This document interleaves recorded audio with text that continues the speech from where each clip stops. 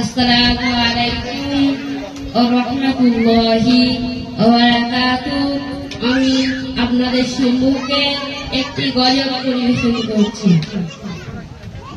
আছি গো ডুবে আমি পাপেরি সাগরে, আছি গো ডুবে আমি পাপেরি সাগরে, না জানি কি হবে ওপারে হাসরে, আছি গো ডুবে আমি পাপেরি সাগরে, না জানি কি হবে ওপারে হাসরে, মুসিবতে না পাই যদি, মুসিবতে না পাই যদি, করুণা তোমার কবরে হাসরে, কি হবে আমার কবরে